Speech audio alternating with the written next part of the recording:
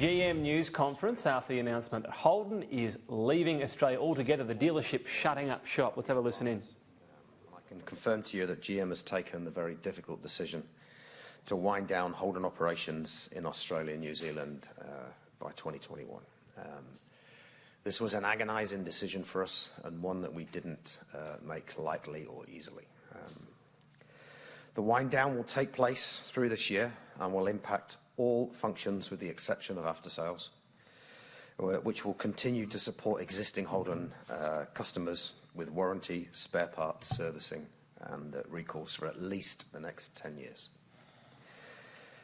From next week, we will work closely with our dealer partners on an orderly transition, including the appropriate timing for the ceasing of sales in Australia and New Zealand.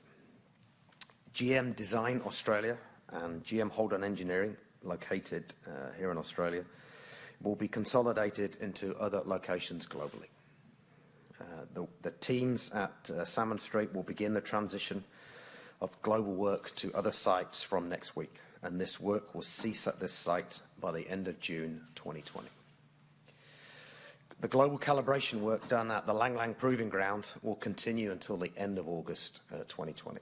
At which time it will be transferred to other sites globally. Maven Australia and Holden Financial Services will also wind down operations. As I said just now, this was not a decision we took lightly. It was an agonising decision. Many of our GM senior leaders have a very strong affinity for this brand, this iconic brand, including some of them actually working here. And it's no reflection on the capability and commitment of the Holden team, be it the employees, the dealers, or the partners. It's basically based on GM's global investment priorities.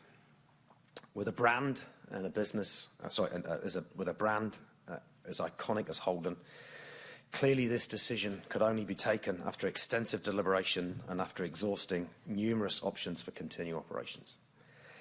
GM assessed the investment required, including that for future product, over the next few years and beyond the current business plan, for Holden to rebound and be competitive and sustainable in the long term. Regrettably, despite the tireless work of many good people, the business case could not meet GM's investment thresholds. Factors weighing against further investment in Holden included the highly fragmented domestic markets for the right-hand drive product, the economics of supporting the brand, and obviously getting to an appropriate level of return on our investment. More broadly, it's an issue of scale. With the global consolidation of the automotive industry, it is becoming increasingly challenging for us to support a brand and a business that operates in just two markets. In short, GM desperately wanted a successful and sustainable Holden in both Australia and New Zealand.